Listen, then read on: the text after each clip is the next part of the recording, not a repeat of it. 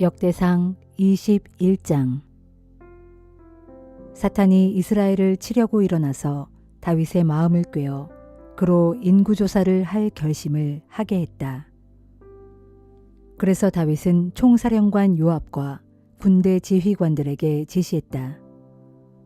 너희는 가서 남쪽의 브엘세바에서부터 북쪽의 단까지 이스라엘 전역을 돌아다니며 이스라엘의 인구를 조사하여라. 그리고 돌아와서 이 나라의 인구가 얼마나 많은지 내가 알 수 있게 보고하여라. 하지만 요압이 만류했다. 내 주 왕이시여, 주께서 자기 백성인 이스라엘을 지금보다 100배나 더 많이 늘려주시기를 이 몸도 진심으로 원합니다. 왕이시여, 지금 이스라엘 백성 모두가 왕께 복종하는 왕의 종들이 아닙니까? 그런데 왕께서는 어찌하여 이런 일을 하려고 하십니까? 어찌하여 왕께서는 이스라엘로 죄짓게 하여 벌을 받게 하려고 하십니까? 그러나 다윗 왕은 자신의 명령을 거두려 하지 않고 요압에게 무조건 복종할 것을 명령했다. 이리하여 요압은 온 나라를 두루 돌아다니며 싸움에 나갈 만한 군사들을 모두 조사한 뒤에 다시 예루살렘으로 돌아왔다. 요압이 다윗 왕에게 군사들의 수효를 보고했다. 칼을 빼어들고 전쟁터에 나가 싸울 수 있는 사람들이 이스라엘에 110만 명이 있고 유다에 47만 명이 있습니다. 그러나 요압은 왕의 명령을 못마땅하게 생각하고 있었으므로 레위 지파와 베냐민 지파의 인구는 이 조사에 포함시키지 않았다. 다윗이 인구조사를 한 일이 주께서 보시기에는 악한 일이었으므로 주께서는 이스라엘에 벌을 내리셨다. 그제야 다윗이 하나님께 자백하였다. 주님, 제가 이런 일을 하여 큰 죄를 저질렀습니다. 이 종의 죄를 용서해 주십시오. 제가 참으로 어리석은 짓을 저질렀습니다. 주께서 다윗의 선견자인 갓에게 말씀하셨다. 너는 가서 다윗에게 이렇게 전하여라. 나 주가 말한다. 이제 내가 3가지 벌을 네게 제시하겠으니 너는 그 가운데서 하나를 선택하여라. 그러면 내가 그 벌을 네게 내릴 것이다. 그러자 선견자 갓이 다윗 왕을 찾아가서 말했다. 주께서 말씀하시기를 내가 이제 3가지 벌을 제시하겠으니 너는 그 가운데 한 가지를 택하라. 3년 동안 온 나라에 흉년을 당하겠느냐? 아니면 석 달 동안 네가 원수의 칼에 쫓겨다니겠느냐? 아니면 사흘 동안 온 나라에 전염병을 퍼뜨려 수많은 사람을 죽게 할 이 주의 칼을 맞겠느냐? 하셨습니다. 그러니 왕이시여, 왕께서는 저를 보내신 분에게 제가 어떤 대답을 가지고 돌아가야 하는지 결정해 주십시오. 다윗 왕이 갓에게 대답했다. 정말 괴롭기 그지없소. 무엇을 선택해야 할지 모르겠소.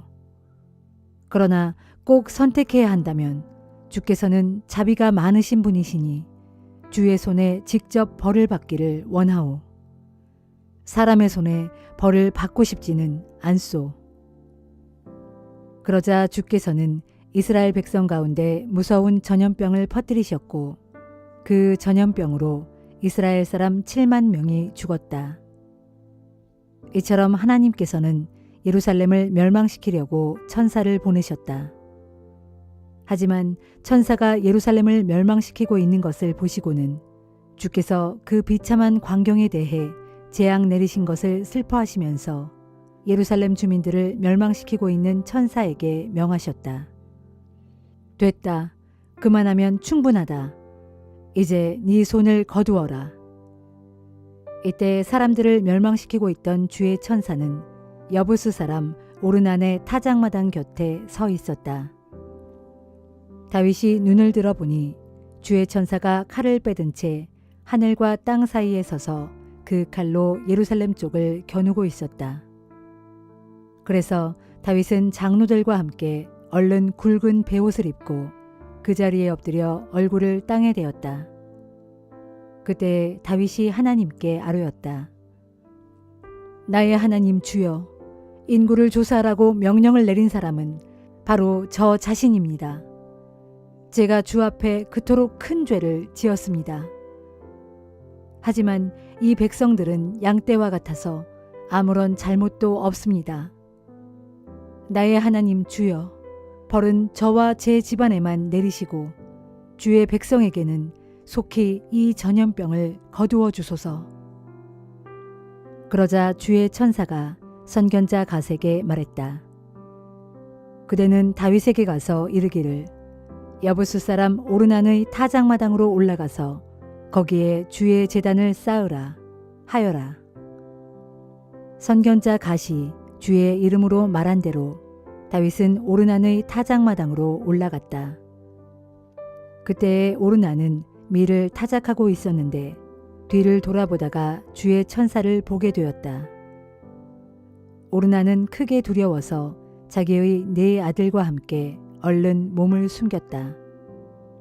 그런데 다윗 왕이 자신의 타작마당으로 다가오자 오르난은 다윗을 알아보고는 타작마당에서 나와 왕께 엎드려 절했다. 다윗이 오르난에게 말했다. 이 타작마당을 나에게 팔도록 하시오. 주께 제단을 쌓아서 백성들에게 내린 전염병을 그만 멈추게 해야 하겠소.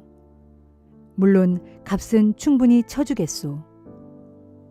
오르난이 다윗에게 대답했다. 아닙니다.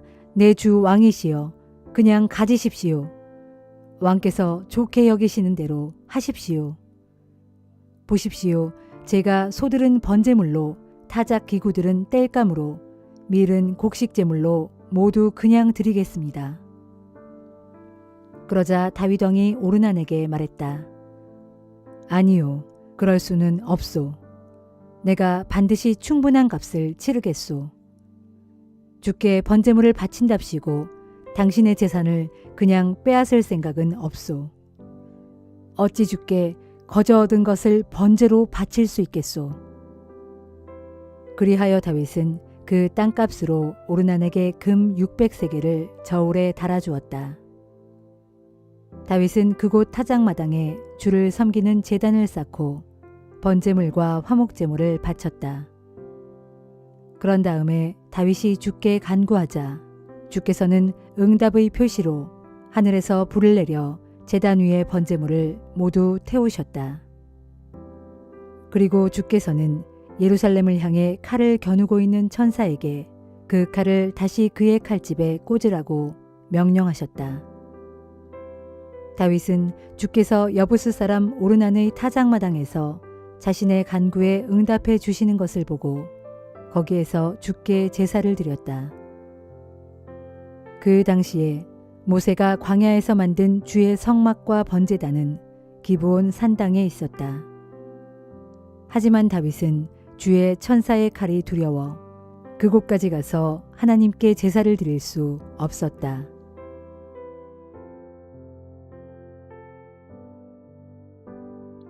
베드로전서 2장. 그러므로 여러분은 모든 악의와 기만과 위선과 시기 및 온갖 헐뜯고 비난하는 말을 버리십시오. 이제 갓 태어난 아기들처럼 순수하고 신령한 말씀의 젖을 간절히 사모하십시오. 그래야 그 젖을 먹고 구원에 이르도록 자라날 수 있기 때문입니다. 복음을 듣고서 여러분이 주님의 인자하심을 맛보았으면 꼭 그렇게 하십시오.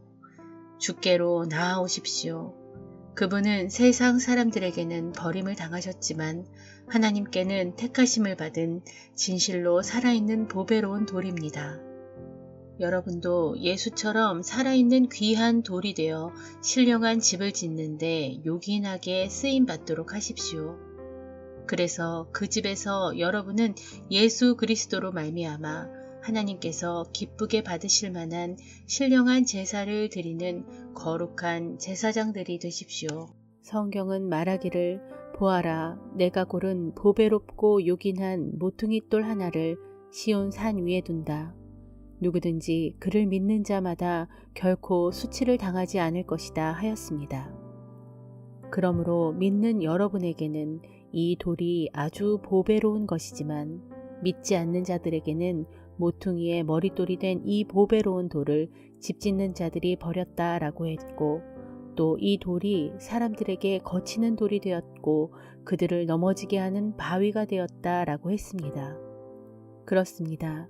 그들이 말씀에 순종하지 않으므로 이 돌에 걸려 넘어지게 되는데 그것은 하나님께서 그들로 그렇게 되도록 정해 놓았기 때문입니다.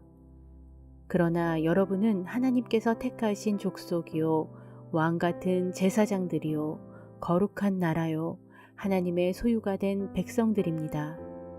그렇게 된 것은 여러분을 죄악의 어둠에서 불러내어 자신의 놀라운 구원의 빛 가운데로 인도하신 그분의 은혜를 여러분들로 하여금 널리 찬양하도록 하기 위해서입니다.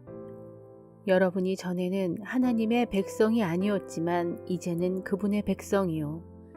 여러분이 전에는 하나님의 자비를 입지 못했지만 이제는 그분의 자비를 입은 사람들입니다.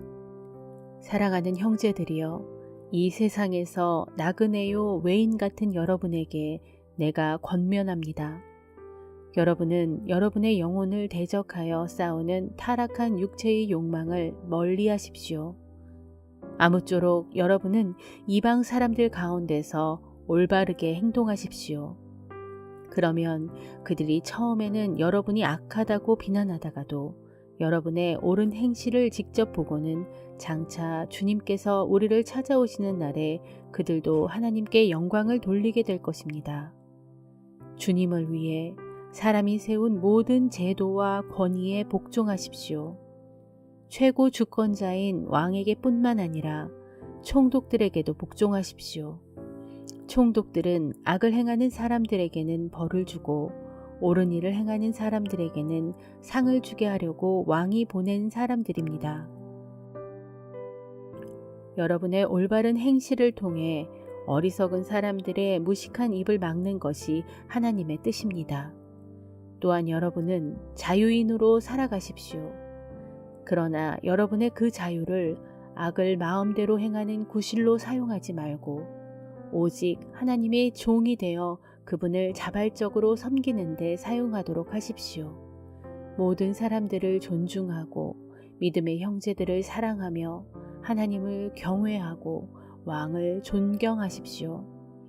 종들이여, 모든 일에 두려운 마음으로 주인에게 복종하십시오. 선량하고 너그러운 주인에게 뿐만 아니라 까다롭고 못된 주인에게도 그렇게 하십시오. 억울하고 부당한 일을 당할지라도 공의로운 하나님을 생각하면서 참고 견딘다면 그것은 칭찬받을 만한 일입니다. 그러나 악한 일을 저지른 탓에 그 죄로 매를 맞고 참는다면 그것이 무슨 자랑이 되겠습니까? 다만 옳은 일을 행하다가 핍박을 받고 참는다면 그것은 하나님 보시기에 칭찬할 만한 일입니다. 바로 이런 일을 위해 여러분은 하나님께 부르심을 받았습니다.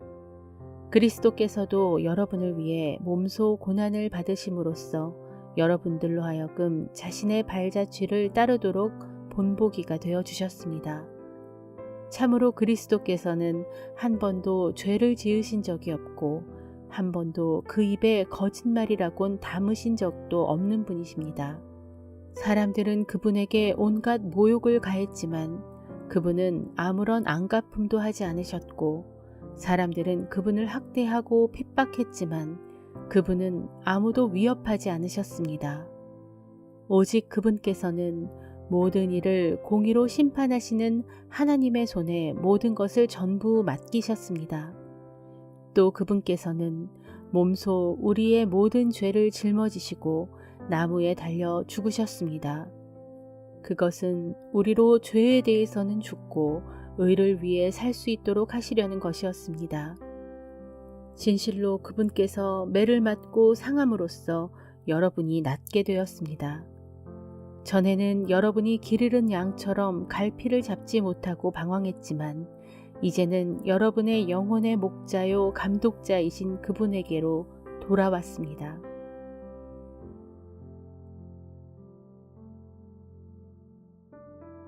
요나 4장.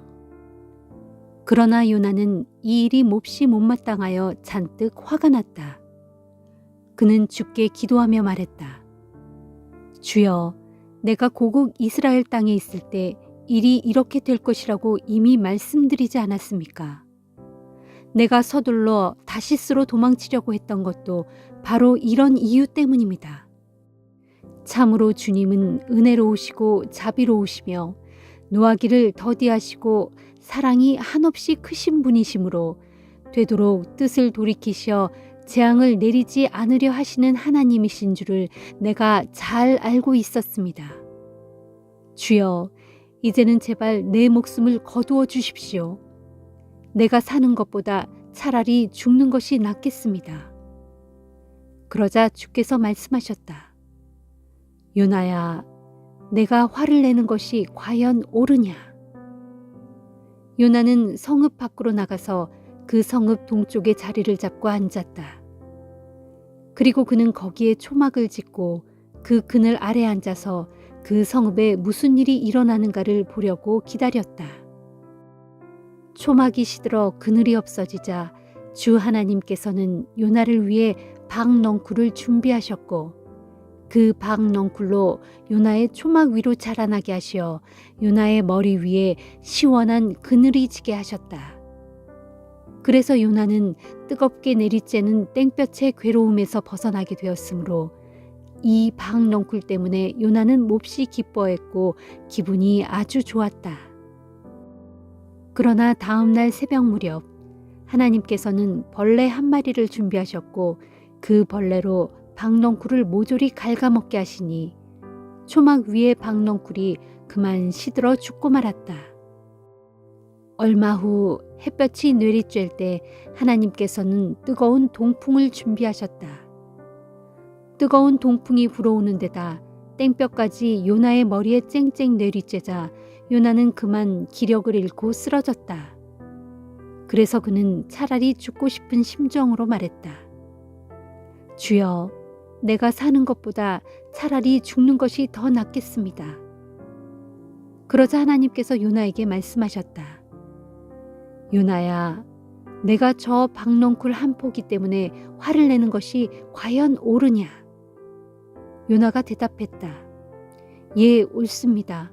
죽고 싶을 만큼 화가 납니다. 그러자 주께서 말씀하셨다. 요나야, 보다시피 너는 내 스스로 수고도 하지 않았고 내가 키우지도 않았으며 다만 하룻밤 사이에 생겨났다가 하룻밤 사이에 죽어버린 저 박넝쿨 한 포기조차도 그토록 아끼고 아까워했다. 그러니 너는 생각해보라.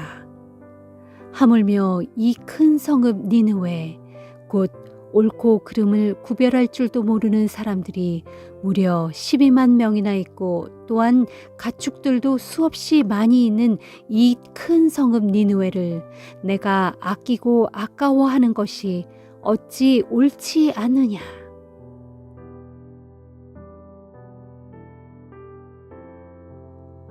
누가복음 9장. 예수께서 12제자를 불러 모으시고 그들에게 귀신 쫓는 권세와 병 고치는 능력을 주셨다.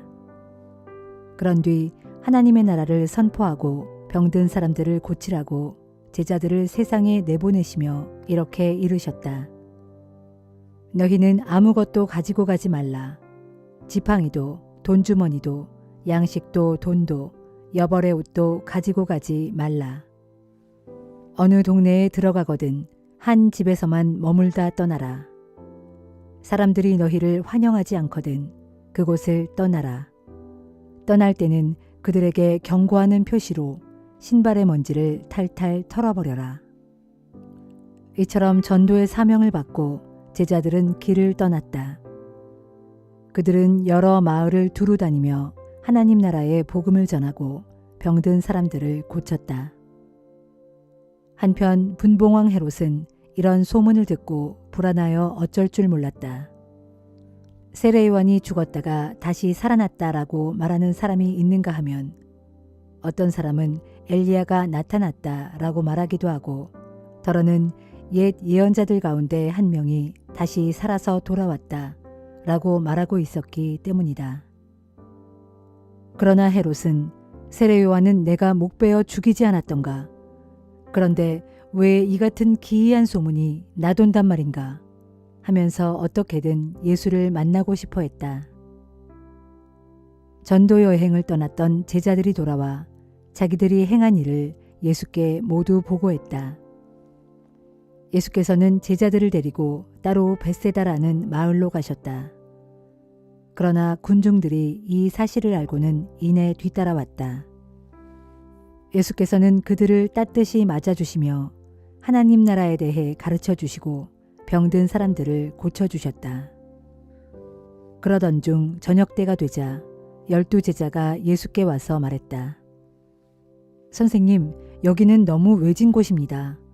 그래서 이제 사람들을 가까운 마을이나 농가로 내려가게 해서 각자 잠잘 곳과 먹을 것을 알아보게 해야겠습니다.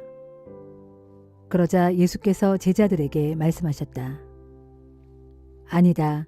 너희가 그들에게 먹을 것을 주어라. 제자들이 크게 의아해하며 대답했다. 저희가 가진 것이라곤 빵 5덩이와 물고기 2마리밖에 없습니다. 지금 어디에 가서 이 많은 사람들이 먹을 음식을 사온단 말입니까? 거기에 모인 사람들은 어른 남자만 헤아려도 5,000명 정도였다. 예수께서 제자들에게 말씀하셨다. 사람들을 대략 50명씩 무리를 지어 둘러앉게 하라. 제자들이 그대로 하니 사람들이 모두 무리를 지어 앉았다. 예수께서는 빵 5덩이와 물고기 2마리를 손에 들고 하늘을 우러러 감사기도를 하신 후 그것을 떼어 제자들에게 주시면서 군중들에게 나누어 주게 하셨다. 그렇게 해서 사람들은 모두 배불리 먹었다. 그리고 먹고 남은 음식 부스러기를 주워 모으니 무려 12광줄이나 되었다. 어느 날 예수께서 혼자 기도하시다가 함께 있는 제자들에게 물으셨다. 사람들이 나를 누구라고 하느냐? 제자들이 대답했다. 어떤 이들은 세례 요한이라고 하고 어떤 이들은 엘리야라고 합니다. 또 더러는 옛 예언자들 가운데 한 명이 다시 살아났다 라고 말합니다. 예수께서 다시 제자들에게 물으셨다. 그러면 너희는 나를 누구라고 생각하느냐? 그때 베드로가 나서서 대답했다. 하나님께서 보내신 그리스도이십니다. 예수께서는 제자들에게 그 말을 누구에게도 하지 말라고 엄중하게 이르셨다. 그리고 말씀하셨다. 인자는 많은 고난을 겪은 뒤 장로들과 대제사장들과 율법 교사들에게 배척을 받아 마침내 죽임을 당할 것이다. 그러나 죽은 뒤 사흘 만에 무덤에서 다시 살아날 것이다. 그리고 모든 사람들에게 말씀하셨다. 누구든지 나를 따르려거든 자기를 부인하고 날마다 자기 십자가를 지고 나를 따라야 합니다. 누구든지 나를 위해 자기 목숨을 버리는 자는 구원을 받을 것이지만 자기 목숨을 보존하려는 사람은 그 목숨을 잃고 말 것입니다. 사람이 온 세상을 다 얻는다고 해도 자기 목숨을 잃어버리거나 망친다면 무슨 유익이 있겠습니까? 누구든지 나와 내 말을 부끄럽게 여기면 인자도 장차 아버지와 거룩한 천사들과 함께 큰 영광에 휩싸여 이 땅에 다시 올 때 그 사람을 부끄럽게 여길 것입니다. 내가 분명히 여러분에게 말합니다. 여기 있는 사람들 중에서도 죽기 전에 하나님 나라를 볼 사람이 있을 것입니다. 이 말씀을 하신 지 8해 후 예수께서는 베드로와 야고보와 요한만을 따로 데리고 기도하러 산으로 올라가셨다. 그런데 예수께서 기도하시는 동안 예수의 얼굴 모습이 변했다. 예수의 옷 또한 완전히 휘어져서 눈부시게 빛났다. 그러더니 갑자기 2 사람이 나타났다. 모세와 엘리야였다. 그들은 영광스런 빛에 감싸여 예수와 더불어 이야기를 주고받았다. 그들은 장차 예루살렘에서 일어날 일, 곧 예수의 십자가 죽음에 대해서 이야기했다. 그때 베드로와 다른 제자들은 잠들어 있다가 깨어나서 큰 광채와 영광에 휩싸여 있는 예수의 모습과 또한 그곳에 함께 서 있는 두 사람을 보았다. 두 사람이 떠나려고 하자 베드로가 불쑥 말하였다. 선생님, 저희가 여기서 지낸다면 얼마나 좋겠습니까? 그래서 이곳에다 초막 세 채를 지으면 어떨까요? 한 채는 선생님을 위해, 또 한 채는 모세를 위해, 그리고 또 한 채는 엘리야를 위해 짓는 것입니다. 베드로가 이렇게 말하는 동안 구름이 몰려오더니 그들을 뒤덮었다. 그들이 구름 속으로 들어가자 제자들이 몹시 두려워했다. 그때 구름 속에서 음성이 들려왔다. 이는 내 아들이요 내가 택한 자이다.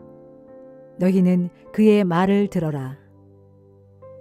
그 음성이 들린 후에 제자들이 보니 오직 예수만 거기 계셨다.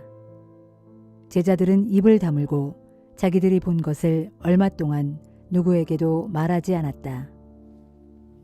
다음 날 예수와 세 제자들이 산에서 내려오자 수많은 군중이 예수를 맞았다. 그때 군중 가운데 한 사람이 외쳤다. 선생님, 제 아들 좀 봐주십시오. 이 아이는 하나밖에 없는 제 외아들입니다.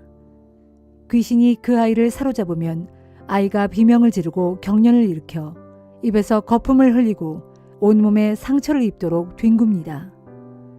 그래서 제가 선생님의 제자들에게 귀신을 쫓아내달라고 청했지만 그들은 귀신을 쫓아내지 못했습니다. 그러자 예수께서 말씀하셨다. 아, 믿음이 없고 비뚤어진 세대여. 내가 언제까지 당신들과 함께 있어야 하며 당신들에 대해 참아주어야 하겠소. 그 아이를 당장 이리 데려오시오. 아이가 예수께 오는 도중 귀신은 그 아이를 땅에다 거꾸러뜨리고 심한 경련을 일으키게 했다. 예수께서는 그 악한 귀신을 꾸짖어 아이를 고치신 후 그 아이를 아버지에게 돌려주셨다. 사람들은 하나님의 위대한 능력을 보고 모두 놀라며 크게 두려워했다. 이처럼 예수께서 하신 위대한 일을 보고 사람들이 놀라며 감탄하고 있을 때 예수께서 제자들에게 말씀하셨다. 너희는 내 말을 마음에 새겨 듣도록 하라. 나 인자는 배반당하여 사람들의 손에 넘겨지게 될 것이다. 그러나 제자들은 그 말씀의 뜻을 깨닫지 못했다. 무슨 뜻인지 알지 못하면서도 제자들은 감히 예수께 묻지도 못했다. 제자들 사이에서 누가 자기들 중에 가장 높은지를 놓고 말다툼이 벌어졌다. 예수께서 그들의 생각을 아시고 어린아이 하나를 자기 곁에 세우신 뒤 제자들에게 말씀하셨다. 누구든지 내 이름으로 이런 어린아이를 영접하면 곧 나를 영접하는 것이요. 누구든지 나를 영접하면 곧 나를 보내신 하나님을 영접하는 것이다. 너희 가운데 가장 낮은 사람이 실상은 가장 높은 사람이다. 그때 제자 요한이 예수께 와서 말했다. 선생님, 우리를 따르지도 않는 어떤 사람이 선생님의 이름으로 귀신을 쫓아내고 있기에 저희가 그렇게 하지 못하게 막았습니다. 그러자 예수께서 말씀하셨다. 아니다. 그냥 두어라. 누구든지 너희를 반대하지 않는 사람은 너희를 위하는 사람이다. 예수께서 하늘나라로 올라가실 때가 가까워지자 예루살렘으로 올라가기로 마음에 굳게 결심하시고 심부름꾼들을 앞서 보냈다. 그들은 사마리아 동네에 들어가서 방을 구하려다가 그냥 돌아왔다. 그것은 예수께서 예루살렘으로 올라가신다는 말을 듣고 마을 사람들이 예수 일행을 맞아들이지 않겠다고 거절했기 때문이다. 이 말을 듣고 야고보와 요한이 예수께 말했다.